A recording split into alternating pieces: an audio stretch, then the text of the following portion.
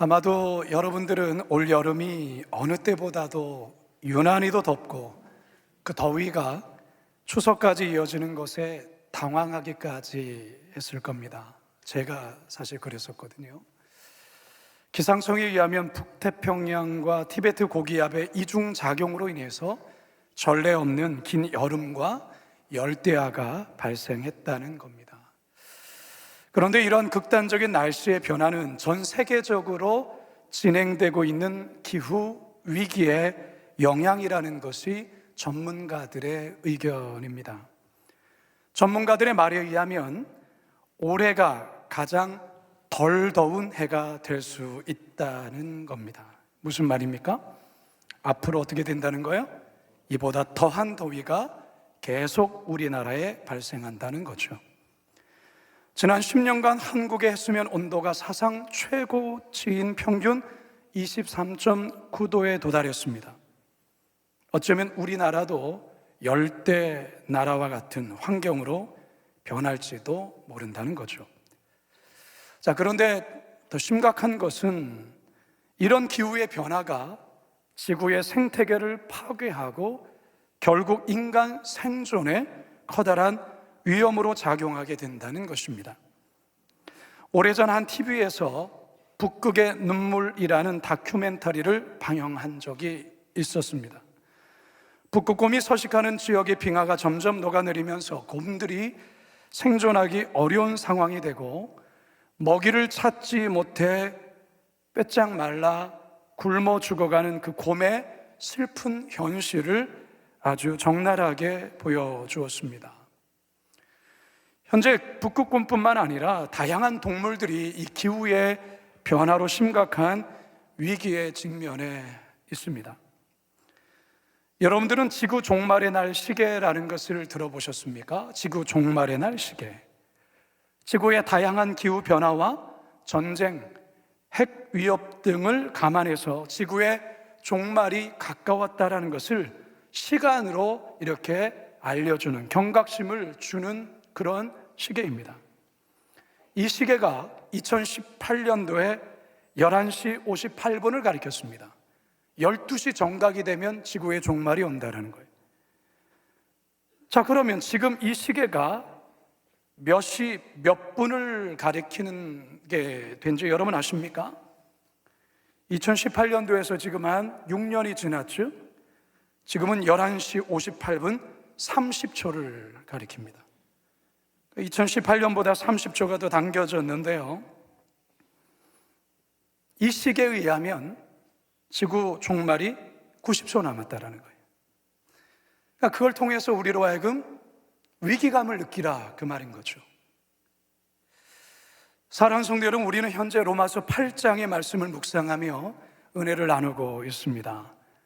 벌써 로마서 강해가 30회를 넘어서 오늘이 31번째의 시간이 되었습니다. 지금까지 바울은 구원의 초점을 사람에게만 맞췄습니다. 그런데 이제 그 영역을 피조물 세계까지 확장시키고 있다는 것입니다. 구원은 사람에게만 필요한 것이 아니라는 것이죠. 모든 자연 만물, 피조 세계도 구원이 필요하다라는 것입니다. 자, 그렇다면 과연 피조물들이 간절히 바라는 그 갈망과 구원이 무엇인지 다시 본문으로 들어가 살펴보면서 우리를 향하신 하나님의 살아계신 음성 듣게 되기를 간절히 소망합니다. 첫 번째 따라 합시다. 애통하며 탄식하는 피조물. 예전에 몇 번 소개를 해드렸던 제주의 천재 소년 작가이자 화가인 전희수 군을 여러분 기억하실 겁니다. 이 작가가 8살 때에 처음 동화책을 냈습니다. 참, 제가 51살인데 아직까지 동화책을 본 적이 없는데 8살 나이에 자기가 직접 글을 쓰고 그림까지 그린 동화책을 냈어요. 이 책 제목이 뭐냐면 꼬마 악어 타코예요. 이 동화책 내용이 참 재밌습니다. 그리고 굉장히 깊은 울림을 줍니다. 타코라는 이름을 가진 꼬마 악어가 등장하는데요. 이 악어가 어느 날 길을 잃고 진흙탕 속을 헤매다가 겨우 밖으로 빠져나왔는데 눈앞에 빌딩으로 가득 찬 도시 한복판으로 나온 겁니다. 숲이나 강은 하나도 없고 네모난 콘크리트 그 빌딩만이 가득 찬 도시였던 것이죠. 너무나도 목이 말라서 물웅덩이가 있는 곳에 가서 물을 들이켰는데 이 물이 썩은 물인 거예요. 물 속에는 죽은 물고기만 둥둥 떠 있고 주변 공장에서 뿜어져 나오는 시커먼 연기를 보면서 이 꼬마 악어 타코는 큰 충격에 빠집니다. 이 동화책 맨 마지막에 이 타코의 마지막 독백이 이 독자들에게 큰 울림을 주는데요. 사람들은 어떻게 그런 곳에서 살아갈까? 나는 이곳을 그렇게 되지 않게 지킬 거야. 더 늦기 전에. 8살 아이가 쓴 글이에요. 그리고 8살 아이가 그린 그림이에요. 이 8살 어린 작가의 눈에 이 세상은 너무나도 많이 오염되어 있고 지구가 아프다는 거예요. 오늘 본문에서 사도 바울 또한 이 피조 세계, 이 자연 만물, 이 피조물들이 아프고 그래서 고통에 탄식한다고 우리에게 전하고 있어요. 자, 22절을 함께 읽습니다. 시작. 피조물이 다 이제까지 함께 탄식하며 함께 고통을 겪고 있는 것을 우리가 아느니라. 왜 피조물들이 탄식하며 함께 고통을 겪고 있는 걸까요? 그 이유가 뭐죠? 성경은 그 이유를 인간의 타락, 인간의 죄와 연관시키고 있습니다. 창세기 3장 17절 18절입니다. 시작. 내가 내 아내의 말을 듣고 내가 내게 먹지 말라 한 나무의 열매를 먹었은즉 땅은 너로 말미암아 저주를 받고 너는 내 평생에 수고하여야 그 소산을 먹으리라. 땅이 내게 가시덤불과 엉겅퀴를 낼 것이라. 땅은 아담의 범죄로 말미암아 저주를 받게 되었어요. 그리고 가시덤불과 엉겅퀴를 내게 된 것이죠. 피조물 스스로가, 자연 만물이 잘못해서 저주를 받은 게 아니에요. 피조물은 잘못한 게 없어요. 인류의 대표인 아담이 범죄하여 저주를 받고 땅이 가시덤불과 엉겅퀴를 낸 것이죠. 그래서 오늘 우리가 읽은 이 본문 20절 말씀에 피조물이 허무한 데 굴복한 것은 자기 뜻이 아니었다, 그렇게 말씀하고 있습니다. 20절 함께 읽어봅니다. 시작. 자기 뜻이 아니요. 이렇게 해서 인간이 사는 환경에 큰 문제가 생긴 것입니다. 환경의 변화가 발생한 거죠. 그래서 자연세계 피조물 전체가 애통하며 고통에 탄식하는 것입니다. 여러분, 이 우리의 몸도요, 아프면 몸이 아프다는 신호를 보냅니다. 여러 가지가 있지만 그 중에 하나를 든다면 열이 발생하는 거예요. 우리 몸의 정상적인 체온은 36도 5도 아니겠어요? 근데 몸이 아프면 이 37도, 38도, 39도, 더 넘을 때는, 위험할 때는 40도까지 올라요. 그래서 밤새 끙끙 앓는 소리를 내지 않습니까? 지금 자연 세계가, 피조 세계가 그렇다라는 거예요. 강도 그렇고 바다도 그렇고 산도 그렇고 동물들도, 모든 피조물들이 아파하며 신음하며 탄식하고 있는 것입니다. 얼마 전에 뉴스를 보는데요, 제주도 바다에 이 떼를 지어서 놀던 이 남방 돌고래, 그 남방 돌고래 가운데 새끼 한 마리가 꼬리에 이 폐 그물이 감긴 거예요. 감겨가지고 너무 위태위태하게 헤엄치며 그렇게 있는, 아주 다급한 상황에 있는 그런 장면을 뉴스에서 보도하는 거죠. 근데 이 돌고래 이 꼬리가 이 폐 그물에 감겨서 이 꼬리가 조금씩 잘려나가는 그런 상황이 된 거예요. 그래서 해양 관련된 분들이 이 돌고래에 접근해서 이 폐그물을 제거하는 작업을 하는데 이게 쉽지가 않더라고요. 어미 돌고래는 새끼 돌고래가 폐그물로 인해서 제대로 헤엄치지 못하고 자꾸만 꼬리가 잘려나가는 그 모습이 어찌할 바를 몰라 하는 거예요. 여러분, 이게 누가 한 짓입니까? 이게 인간이 저지른 죄예요. 사랑하는 성도 여러분, 인간에게만 구원이 필요한 게 아닙니다. 모든 자연 만물, 모든 피조물에게도 구원이 필요하고 회복이 필요하다라는 것이죠. 오늘날 우리 그리스도인들이 이게 산을 가고 산을 구경하고 단풍 구경하고 강을 보고 구경하고 바다 구경하고 그거 좋아하지 않습니까? 네, 좋아합니다. 자연이 우리에게 힐링을 주죠. 근데 우리는 너무 많이 파괴하는 거예요. 따라서 여러분, 산을 보면서 이 산이 좋다, 산에 가서 삼겹살이나 구워 먹어야지, 이런 생각하면 안 돼요. 여러분, 산을 보면서 산이 애통하는 소리를 들을 수 있어야 돼요. 이 피조물들이 아파하고 있다는 소리를 들을 수 있어야 돼요. 바라기는 우리 그리스도인들이 이 피조물의 이 탄식 소리를 들음으로 피조물의 구원을 위해 우리 성도들 모두가 함께 노력하고 힘쓰게 되시길 간절히 소망합니다. 두 번째, 따라합시다. 고대하며 갈망하는 피조물. 피조물이 애통하고 탄식하는 이유가 뭐라 했습니까? 인간의 범죄로 말미암아 땅이 저주를 받아, 그래서 이 피조물들이 고통하고 거기에 탄식한다, 그렇게 말하고 있죠.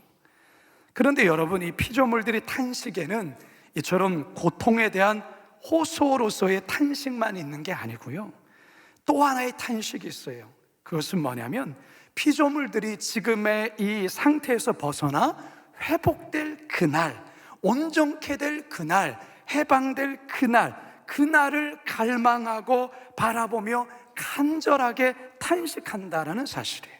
자, 21절을 한번 읽어볼까요? 시작. 그 바라는 것은 피조물도 썩어짐의 종로로 탄 데서 해방되어 하나님의 자녀의 영광의 자유에 이르는 것이니라. 현재 피조물들은 인간의 타락과 죄의 영향으로 저주를 받아 오염된 상태에 놓여 있어요. 허무한데 굴복한 상태에 있다는 것이죠.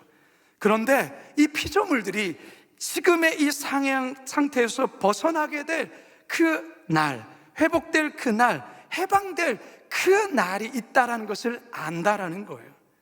피조물들이 바로 그 날을 고대하고 갈망한다라는 거예요. 19절도 함께 읽어봅니다. 시작. 피조물이 고대하는 바는 하나님의 아들들이 나타나는 것이니. 자, 이 구절을 헬라어 원문 그대로를 직역하면 이렇습니다. 함께 읽습니다. 시작. 피조물의 고대는 하나님의 아들들의 나타남을 고대하는 것이라. 고대라는 단어가 몇 번 등장해요? 2번 나오고 있어요. 헬라어에서는 같은 말의 반복은 강조를 의미하는 거예요. 이 고대라는 이 헬라어는 아포카라도키아라는 단어인데요, 이 단어의 뜻은 머리를 쳐들고 목을 빼면서 아주 간절하게 기다린다라는 것을 의미하는 거예요. 자, 이 의미와 비슷한 사자성어 혹시 떠오르는 거 없어요? 학수고대라는 말이죠. 학수고대람. 이 말과 같은 말이죠. 이제 다음 주면 이제 수능이 시험이 치러집니다. 우리 수험생 자녀들 얼마나 긴장하고 떨리겠습니까? 더 떠는 분들이 계시죠. 누굽니까? 부모들이 더 떨어요. 부모들이 얼마나 긴장하겠어요. 이 보통 수능 때가 되면 날씨가 어떻습니까? 추워요. 이렇게 왜 추운지 모르겠어요. 추워요. 수능 당일 어머니들 자녀들을 고사장으로 보내놓고서 얼마나 애타는 마음으로 기도하는지 몰라요. 자녀들이 시험 보는 시간에 맞춰서 우리 교회도 이렇게 수능 온종일 기도회를 갖죠. 그 시간에 맞춰서 우리 부모들이 간절하게 우리 자녀들에게 힘을 불어 넣어주기 위해서 그렇게 기도를 합니다. 수능 4교시 시험이 다 끝나면 이제 부모들이 이 자녀들이 시험 보는 그 고사장으로 이렇게 달려가는 부모들이 있는데요, 이게 먼저 그 정문에서 기다리고 있다가 한 명, 두 명 나오면 이 부모들이 어떻습니까? 머리를 쳐들고 목을 빼어서 언제 내 자녀 나오나 이렇게 간절히 기다리지 않습니까? 바로 이게 아포카라도키아라는 단어의 의미예요. 모든 피조물들이 지금 이렇게 목을 빼어 머리를 쳐들고 간절하게 기다린다는 거예요. 뭘 고대하며 기다린다는 것입니까? 하나님의 아들들이 나타난 날이라고 19절은 그렇게 설명하고 있는데요. 한번 다시 한번 읽어볼까요? 시작. 피조물이 고대하는 바는 하나님의 아들들이 나타나는 것이라. 이 하나님의 아들들이 나타나는 것, 하나님의 아들들이 나타나는 날, 이게 이 19절 바로 전절에 있는 18절에 기록된 장차 나타날 영광의 날과 연결되어 있는 말이에요. 다시 말해서 구원받은 성도들이 예수 그리스도로 말미암아 죄 씻음 받고 하나님의 자녀된 그들이 영광스러운 모습으로 우리 주님과 같이 변화될 그 날을 말하는 거예요. 구속의 완성에 이르는 그날, 하나님 나라가 궁극적으로 완성되는 그날, 더 구체적으로 말하면 그날은 예수 그리스도께서 이 땅에 재림해 오시는 그날을 의미한다 그 말이에요. 바로 그날을 피조물들이, 자연 만물이 간절히 고대하며 갈망해요. 왜 그럴까요? 하나님의 아들들이 나타나는 그날, 예수님이 재림하시는 그 날이 이 모든 자연 만물이, 피조세계가 회복이 되는 날이기 때문에 그래요. 처음 창조되었을 그때처럼 회복되는 그 날이 되기 때문에 피조물들이 간절히 갈망하고 그 날이 오기를 기다리는 거예요. 고린도전서 15장 53절입니다. 시작.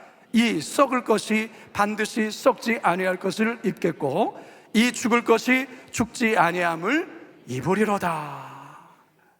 여러분, 그렇다면 성도인 여러분들에게도 이런 갈망이 있습니까?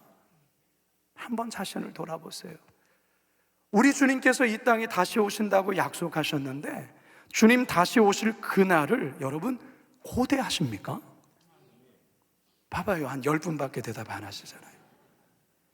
너무 바빠서 그것까지 생각할 시간이 없는데 이런 겁니까? 그날을 고대하고 그 하나님 나라가 완성될 그날에 대한 갈망과 고대가 있어야 돼요. 베드로서 3장 13절 함께 읽습니다. 시작. 우리는 그의 약속대로 의가 있는 곳인 새하늘과 새 땅을 바라보도다. 그 완성될 새하늘과 새 땅으로 바뀌게 되어질, 회복되어질 그때, 그 날을 바라보는 거죠. 여러분, 우리는 손양훈 목사님에 대한 일화를 너무 잘 아실 거예요. 자신의 아들 둘이나 죽인 그 원수를 이제 양아들로 삼고, 정말 그 한센시 병자들, 옛날에 문둥병자 이렇게 불렀던 한센시 병자들의 그들의 그 고름을 입으로 빨아내고, 정말 이루 말할 수 없는 그 한국의 성자라고 할 수 있는, 그래서 그분을 가리켜서 사랑의 원자탄이다 이렇게 별명을 붙인 분이 바로 손양훈 목사님이에요. 근데 이 손양훈 목사님은 재림에 대한 간절한 갈망이 있었어요. 늘 소원이 있었어요. 그래서 자주 하늘을 쳐다보며 이제 오시나 저제 오시나 그렇게 주님 오심을 기다렸어요. 그러면서 찬송시 하나를 지어서 그렇게 만들어진 찬양곡이 하나 있어요. 아마 여러분 잘 아시죠? 주님 고대가 낮에나 밤에나 눈물 머금고 내 주님 모시기만 고대합니다. 가실 때 다시 오마 하신 예수님, 오 주여 언제나 오시렵니까. 먼 하늘 이상한 구름만 떠도, 먼 하늘 이상한 구름만 떠도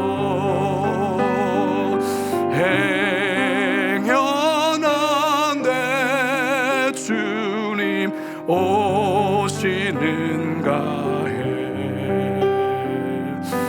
머리 들고 멀리 멀리 바라보는 만, 오 주여 언제나 오시렵니까.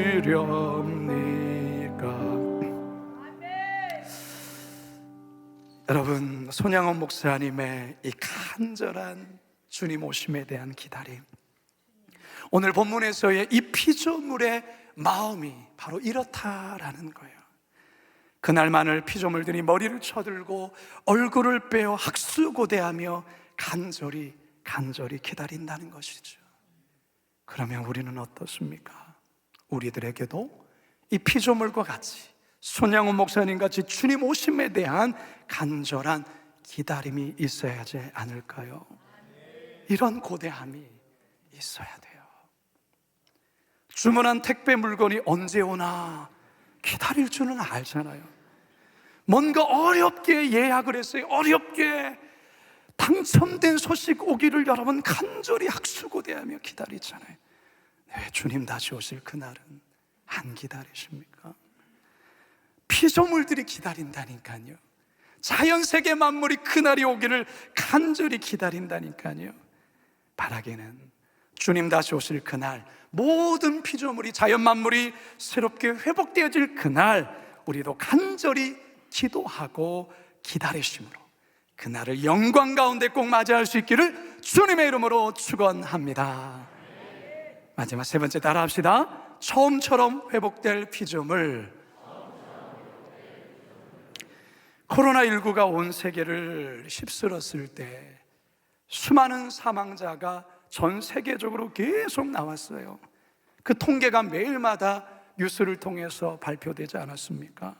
그래서 각 나라마다 이 극단의 처방과 조치를 취하는데, 그 중에 하나가 강력한 거리두기, 그리고 여행 제한, 그리고 함께 모여서 식사 같이 이렇게 집단적으로 할 수 없도록, 그리고 공장 가동도 멈추고, 어느 나라 보니까 자유롭게 식료품 사기 위해서 밖을 나갈 수도 없는 거예요. 그 시간을 정해놓은 거죠. 그렇게 강력하게 통제를 했어요.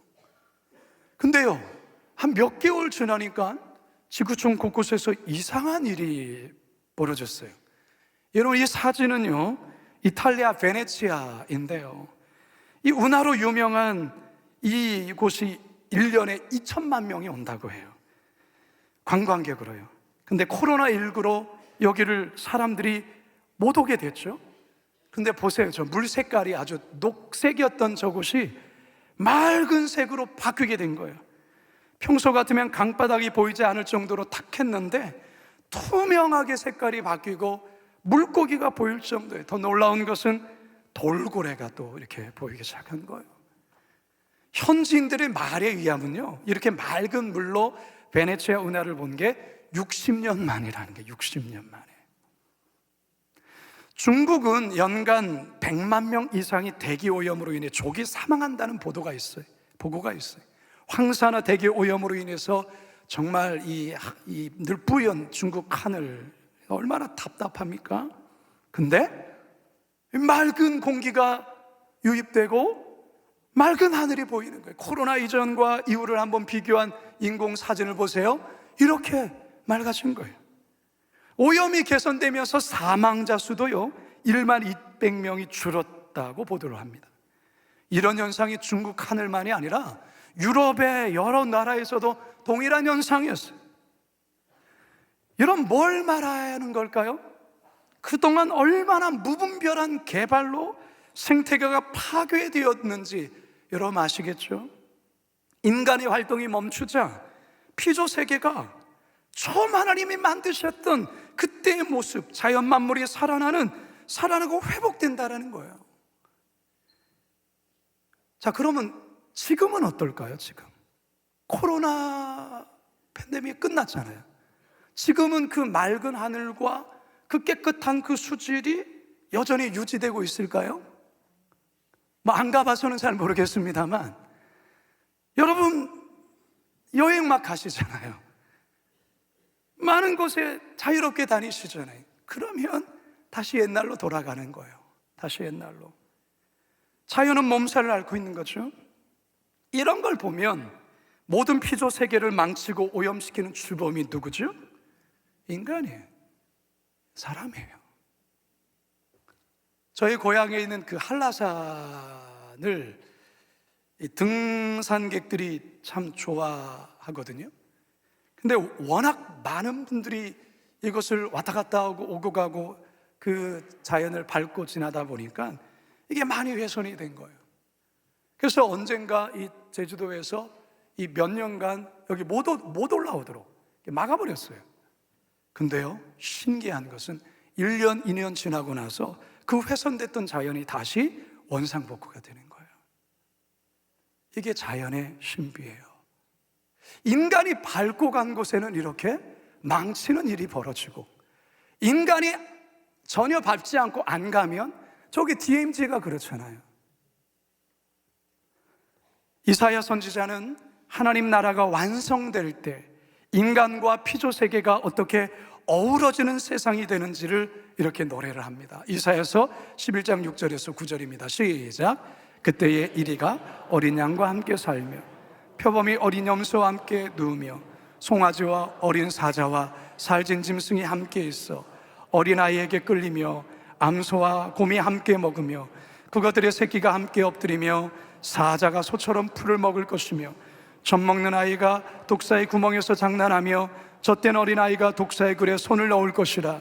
내 거룩한 산 모든 곳에서 해됨도 없고 상함도 없을 것이니 이는 물이 바다 덮음같이 여호와를 아는 지식이 세상에 충만할 것임이라. 이어서 이사야 35장 7절입니다. 시작. 못이 될 것이며 메마른 땅이 변하여 원천이 될 것이며 승량이 늪던 곳에 풀과 갈대와 나. 이게 바로 회복될 세상의 모습이라는 것이죠. 처음처럼 회복될 피조세계의 모습이라는 거예요. 요한계시록의 저자 사도 요한 또한 앞으로 처음처럼 다시 창조될 그 세상 만물에 대하여 그는 요한계시록에 이렇게 증언하고 있습니다. 요한계시록 22장 1절과 4절입니다. 시작. 또 그가 수정같이 맑은 생명수의 강을 내게 보이니 하나님과 및 어린 양의 보좌로부터 나와서 길 가운데로 흐르더라.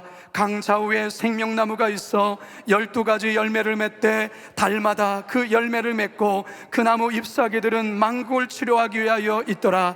다시 저주가 없으며 하나님과 그 어린 양의 보좌가 그 가운데에 있으리니 그의 종들이 그를 섬기며 그의 얼굴을 볼 터이요 그의 이름도 그들의 이마에 있으리라. 아멘. 앞으로 우리가 경험하게 될 나라, 우리가 가게 될 세상이 바로 이런 세상이란 겁니다. 할렐루야. 자, 그렇다면 앞으로 완성되게 그 날이 오기까지 우리는 뭘 해야 되냐라는 것입니다. 뭘 해야 되는가? 자, 먼저 우리 그리스도인들은 하나님을 떠나 그 영혼이 망가지고 파괴된 영원한 멸망으로 달려가고 있는 저들에게 예수 그리스도의 복음을 전해야 됩니다. 그리고 그들의 망가진 그 영혼을 회복시켜야 된다는 것이죠. 동시에 이 땅에서 아파하고 신음하는 이 피조세계, 이 자연 만물의 회복과 구원을 위해서도 기도하고 노력해야 합니다. 여러분의 자녀가, 어린 자녀가 한밤중에 갑자기 온몸이 불덩이처럼 뜨거워질 때 여러분 부모는 어떻게 합니까? 그냥 퍼져서 잡니까? 그런 부모 없잖아요. 부모가 일어나서 해열제 먹이고 아이 옷 벗기고 아이의 온몸을 계속 물수건을 닦아내고 밤새면서 그거 하지 않습니까? 부모 한숨도 못 잡니다. 그렇게 간호합니다. 그러면 어느새 아이의 열이 차츰차츰 떨어지고 그리고 평온하게 새근새근 잠을 자는 아이를 보면서 그제서야 부모인 여러분 자지 않습니까? 지구의 온도가 점점 올라간다는 게 뭘 의미할까요? 지구가 아프다는 거예요. 그래서 열나는 거예요. 해수면이 올라가는 거예요. 가을에도 무더위가 추석 때까지 계속되는 거예요. 이 온도를 낮추셔야 합니다. 더 이상 온도가 올라가지 않도록 우리 그리스도인들도 노력해야 돼요. 어떻게 해야 됩니까? 이산화탄소 배출을 줄여야 합니다.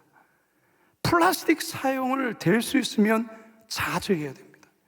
일회용 사용도 최소화해야 돼요. 좀 돈이 들어도 친환경 소재들을 써야 하는 거예요. 그리고 물이 오염되는 그런 세제를 마구마구 그냥 쓰면 안 돼요. 편리하고 싸다는 이유로 말이죠. 우리 그리스도인들이 먼저 실천해야 합니다. 이제 말씀을 마치려 합니다. 제가 그림 하나를 보여줄 건데요. 이 그림을 누가 그렸을까요? 저에게는 그런 실력은 없습니다. AI에게 아픈 지구라는 제목으로 그림을 그려달라고 했어요. 그래서 그 AI가 그린 그림이에요. 보니까 거북이가 헤엄치고 열대어가 있지만 플라스틱과 온갖 쓰레기가 바다를 뒤엎고 있죠. 지구가 아프고 피조 세계가 파괴되는 원인은 우리에게 있어요. 우리 인간에게 있는 거예요. 저와 여러분에게 있는 거예요. 남 탓할 필요 없어요. 사람과 자연 세계는 서로 연결되어 있어요. 사람의 타락과 죄로 인해 피조 세계가 병든 거예요. 자, 그렇다면 피조 세계의 회복도 누구에게 달린 겁니까? 우리에게 달린 거예요. 우리 인간에게. 더 정확히 말하자면 우리 그리스도인들에게 달려 있는 것입니다.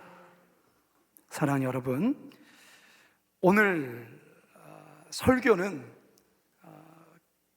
우리가 자주 하는 설교는 아니죠.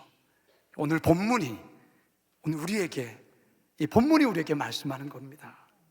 우리 인간의 구원만이 아닌 자연 세계와 이 피조 세계의 구원을 위해 우리 그리스도인이 노력해야 되고요. 생태계 보존에 앞장서야 합니다. 조금 불편하시더라도 피조물을 회복하는데 우리 성도님들이 힘써 주시고 마음을 기울여 주시기를 바랍니다. 그리고 검소하게 우리 사셔야 되고요. 경건하게 살아가야 합니다. 그래야 할 때 피조물들이 고대하는 그날이 언젠간 이 땅에 우리에게 오게 될 겁니다. 그날을 영광 가운데 다 같이 맞이하시는 저와 여러분 모두가 되시길 주님의 이름으로 축원합니다. 축원합니다.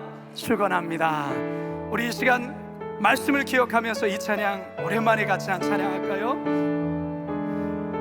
이곳에 생명샘 솟아나, 이곳에 생명샘 솟아나, 눈물 골짝 지나갈 때에 머잖아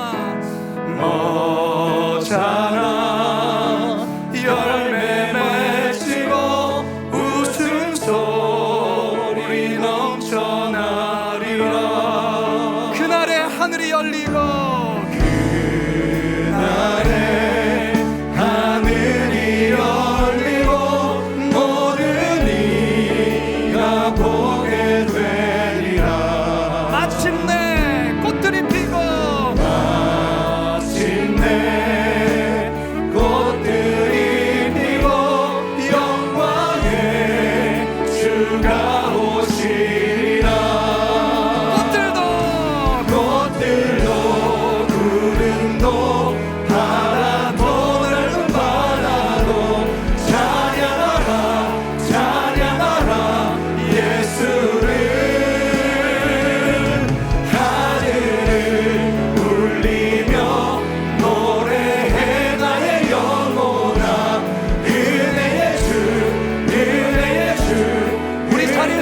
일어납시다. 그날에 하늘이 열리고,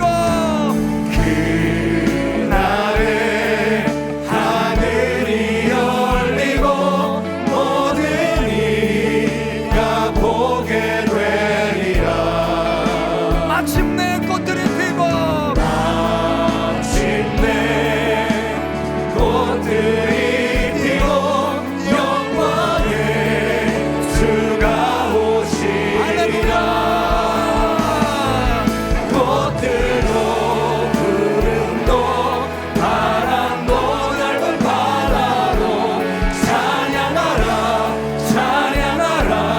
예수를 하늘을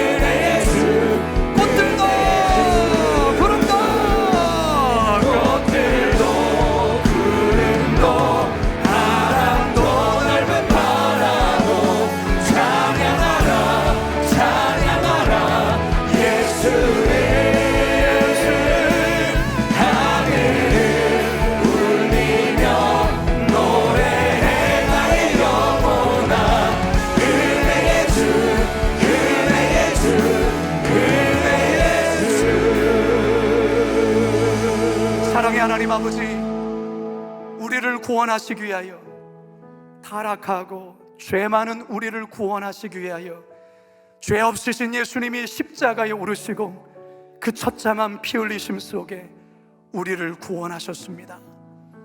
근데 하나님의 그 마음 속에는 인간만의 구원이 아닌, 하나님 처음 창조하실 때에 자연 만물을 보시며 심히 좋았더라고 말씀하신 그 자연의 세계로 회복되기를 원하는, 자연 만물 또한도 피조 세계도 구원받기를 원하는 그 마음이 우리 하나님의 마음이라는 것을 오늘 다시금 깨달았습니다.